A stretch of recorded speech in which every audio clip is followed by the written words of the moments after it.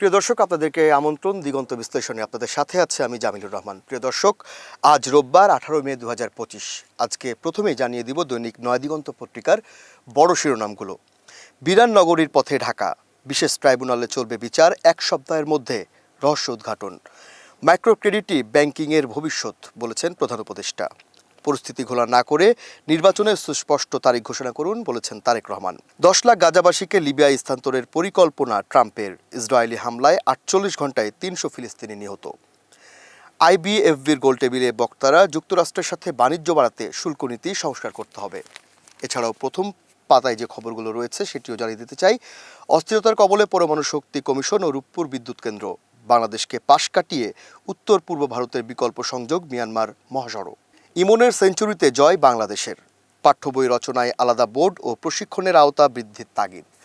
দর্শক, নয় দিগন্ত পত্রিকার শেষের পাতায় যে বড় খবরগুলো ছাপানো হয়েছে সেগুলো একটু জানিয়ে দিতে চাই। পুশব্যাক আইন সিদ্ধ নয়, আমরা সঠিক পন্থায় ফেরত পাঠাবো। সাইবার সুরক্ষা অধ্যাদেশ ইন্টারনেট নাগরিক অধিকার হিসেবে স্বীকৃত। বাংলাদেশি শ্রমিকদের সুরক্ষা দিতে আমরা প্রতিশ্রুতিবদ্ধ, জানিয়েছেন মালয়েশিয়ার স্বরাষ্ট্রমন্ত্রী। যুক্তরাষ্ট্রের শুল্ক যুদ্ধকে সুযোগ হিসেবে দেখতে চাই, জানিয়েছেন দেবপ্রিয় ভট্টাচার্য। করিডোরের নামে আত্মঘাতী সিদ্ধান্ত বরদাস্ত করা হবে না, জানিয়েছেন অধ্যাপক মুজিবুর রহমান। এনবিআর কর্মকর্তাদের আন্দোলন অব্যাহত, আজও রয়েছে কর্মসূচি। ইশরাককে মেয়রের দায়িত্ব দেওয়ার দাবিতে বিক্ষোভ, ডিএসসিসি নগর ভবনে 65 তালা। খুলনায় সালাউদ্দিন আহমেদ, নির্বাচনের দাবিতে ঘেরাও করা লাগলে তা হবে দুর্ভাগ্যের। -8-এর চাকা খুলে পড়ার তদন্ত শুরু। অভিযোগের তীর রক্ষণাবেক্ষণ শাখার দিকে। সাবেক মেয়র আইভি আরও 2 মামলায় গ্রেফতার। বিভিন্ন স্থানে নিহত 10। মাগুরার শিশু আছিয়া হত্যা মামলায় হিটু শেখের মৃত্যুদণ্ড। দোকান কর্মচারী রিফাত হারিয়ে গেলেন রাজপথে। প্রিয় দর্শক, এই ছিল নয় দিগন্ত পত্রিকার সবচেয়ে বড় শিরোনামগুলো। আজকে নয় দিগন্ত পত্রিকায় যে লিড নিউজটি ছাপানো হয়েছে সেটি হচ্ছে বিরাননগরীর পথে ঢাকা। আমাদের সাথে নয় দিগন্তর রিপোর্টার আছেন আবুল কালাম ভাই। কেমন আছেন? ধন্যবাদ আপনাকে, আলহামদুলিল্লাহ ভালো আছি।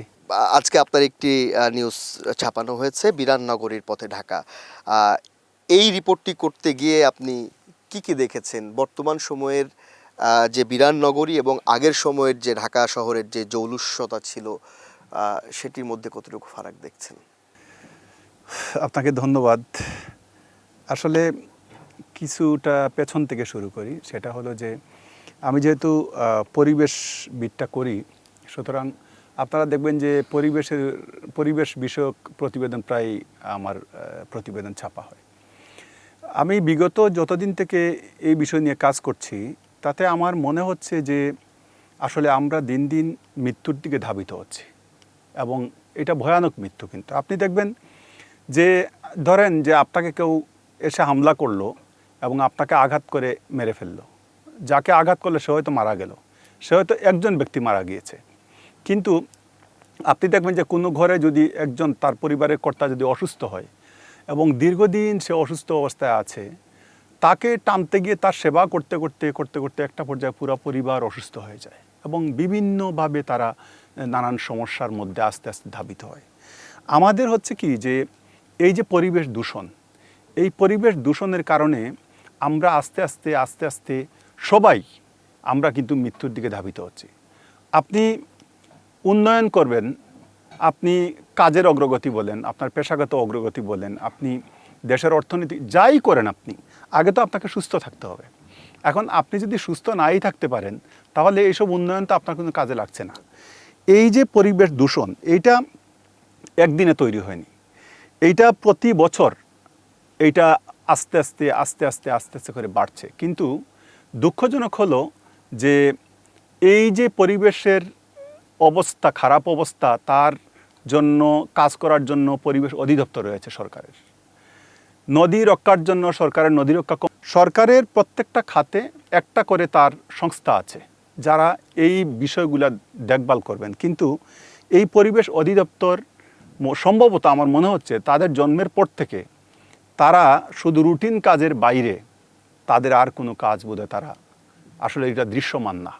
আপনি দেখেন, আমি কয়েকদিন আগে আরেকটা প্রতিবেদন করেছিলাম যে বিগত 6 বছরে, সম্ভবত বিগত 6 বছরে ঢাকার পরিবেশ সহনীয় ছিল মাত্র 2 মাস, অর্থাৎ 6 বছরে 2 মাস, তাও 2 মাস দূষণ মুক্ত না, সহনীয় বাতাস। তার মানে 6 মাস, এই 6 বছরের মধ্যে একদিনও ঢাকা দূষণমুক্ত ছিল না। অর্থাৎ দূষণমুক্ত হবে কি, প্রতিদিন প্রতি মাসে তার দূষণের মাত্রা বাড়ছে বাড়ছে বাড়ছে এবং বিগত আজকে 5 বছর থেকে ঢাকা হচ্ছে বিশ্বের দূষিত নগরীর শীর্ষ 7-এর মধ্যে ঢাকা থাকে প্রতিদিন, এবং এর মধ্যে শীর্ষ হয়েছে অনেকবার। এবং কয়েকদিন আগে একটা বিদেশি সংস্থার প্রতিবেদন ঢাকাকে বসবাসের অযোগ্য বলে তারা দাবি করেছেন, যে ঢাকা শহরের যে অবস্থা তাতে আসলে ঢাকা শহর বসবাসের যোগ্য শহর আর না। এই যে অবস্থা, এই অবস্থা থেকে এটা একদিনে হয়নি। এটার প্রধান কারণ হচ্ছে আপনি এই যে দূষণগুলো ছড়াচ্ছে, আপনি দেখেন প্রথমে নদী দূষণ। প্রায় 1000 নদী থেকে দূষণের শিকার হতে হতে হতে হতে এখন নদী আছে মাত্র 200। আপনি চিন্তা করতে পারছেন কি হচ্ছে। এবং এই যে 200 নদী আছে তার মধ্যেও কিন্তু আছে, কোনোটা আছে দখল, কোনোটা এইদিকে ভরাট, এই মানে নানান প্রতিকূলতার মধ্যে আপনার 200 নদী এখন আছে। এবং এই নদীগুলো গেলে দেখবেন, আপনি নারায়ণগঞ্জের দিকে যান, দেখবেন যে প্রভাবশালীরা এই নদীগুলো দখল করে তারা ফ্যাক্টরি করছেন, এই করছেন সেই করছেন। বাট এইগুলা উদ্ধারের জন্য যাদের দায়িত্ব তারা দেখছেন, তারা উদ্ধার করছে না। তার মানে এইগুলো একটা বিষয়। 2 নম্বর হচ্ছে এই যে, তারপরে ধরেন যে আমাদের যে স্বাস্থ্য খাতে হাসপাতাল, এই হাসপাতালের বজ্র, আপনি সিটি কর্পোরেশনের বজ্র, এইগুলোর কারণে যে দূষণটা হচ্ছে তাও কিন্তু নদীতে গিয়েই পড়ছে। অর্থাৎ নদীর পানি এমন দূষিত হয়েছে এখন যে সেই পানিতে এখন আর মাছও থাকে না। কালাম ভাই, আমি একটু যদি বলি, আপনি 3টি পয়েন্ট দিয়েছেন: সবুজায়ন 1/3 কম, ঝুঁকিতে 90% এলাকায় এবং কমছে ফাঁকা জায়গা। এই যে সবগুলো প্রেক্ষাপট, এটার কি একটা অন্যতম কারণ না জনসংখ্যা বৃদ্ধি? না, এটার জনসংখ্যা বৃদ্ধি কারণ না। এটার মূল কারণ হচ্ছে অপরিকল্পিত নগরায়ন। অর্থাৎ নগরের জলাধার ভরাট করে সেখানে ভবন হচ্ছে, আপনি ফাঁকা জায়গা ভরাট করে সেখানে ভবন হচ্ছে। তো এই যে আপনার ইমারত নির্মাণ হচ্ছে, ফাঁকা জায়গা ভরাট করা হচ্ছে, সবুজায়ন কেটে সেখানে হচ্ছে আপনার পার্ক করা হচ্ছে। তো সবুজায়ন ধ্বংস করে পার্ক হচ্ছে। আপনি কয়েক বছর আগে হয়তো দেখছেন যে সোহরাওয়ার্দী উদ্যানে সেখানে 100 বছরের গাছ কেটে সেখানে কফি হাউস করা হচ্ছে, 60টি কফি হাউস। এবং সেই 60টি কফি হাউসে আপনি গেলে দেখবেন একটাও কিন্তু সচল না। এই 60টার মধ্যেই কিন্তু কোনোদিন এগুলার শুধু তৈরি করা হয়েছে, সচল ছিল না। এগুলাতে এখন হচ্ছে মাদক সেবীদের আখড়া, এবং যার পরিণতি কয়েকদিন আগে একজন শিক্ষার্থী তাদের ইয়েতেই মারা গেছেন। আমি এটা বলতে চাচ্ছি, আমি এই ইতিহাসগুলো কেন বললাম, এগুলো বলছি সব মিলিয়ে হচ্ছে দূষণ এমন অবস্থায় আসছে এখন এটা নিয়ন্ত্রণের বাইরে চলে গেছে। এই নিয়ন্ত্রণের বাইরে যাওয়ার কারণে দেখেন বর্তমানে প্রতি বছরে 1% করে জায়গা, ফাঁকা জায়গা নষ্ট হচ্ছে, অর্থাৎ কমছে।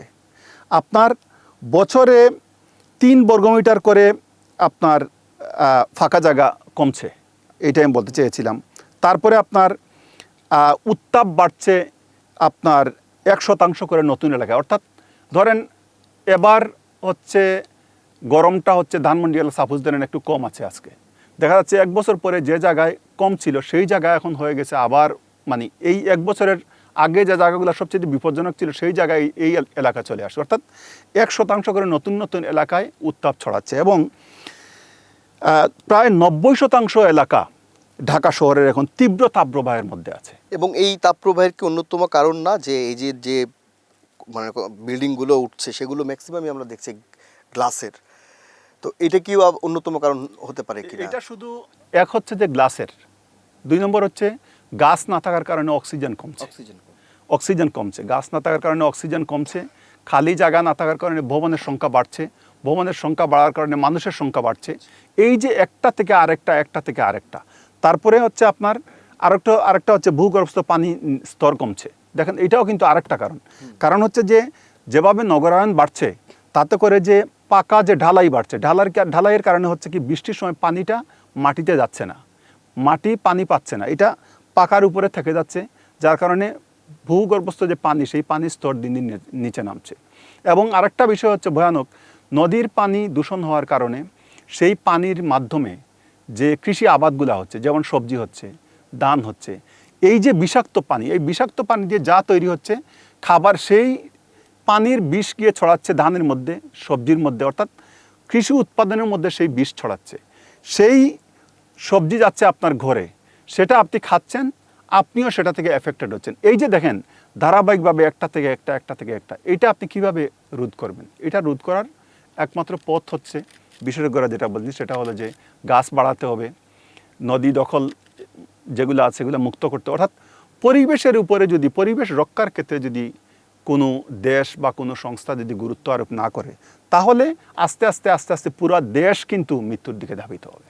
আমাদের মানে এই যে বিরান নগরীর পথে ঢাকা, এটা থেকে উত্তরণের পথ কি আছে বলে মনে হয়? এটা আমি যাদের সাথে কথা বলেছি তারা বা বলেছেন যে বিশেষজ্ঞরা কি বলছেন? বিশেষজ্ঞরা বলছেন যে এটার একমাত্র পথ, একমাত্র সেটা হলো যে গাছ বাড়াতে হবে, কিন্তু সবুজায়ন বাড়াতে হবে। আপনি তো বলছেন যে ফাঁকা জায়গা সংখ্যা দিন দিন কমে না যাচ্ছে। এই তো, এখন ফাঁকা জায়গা আপনি ভরাট না করে সেখানে আচ্ছা। গাছ লাগাবেন।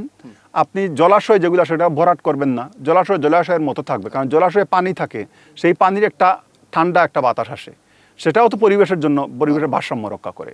সুতরাং পথ হলো যে ফাঁকা জায়গা ভরাট করা, মানে এখানে ভবন করা যাবে না, ফাঁকা জায়গা ফাঁকাই রাখতে হবে, গাছপালা বাড়াতে হবে, সবুজায়ন ধ্বংস করা যাবে না। এটা হচ্ছে মূল বিষয়।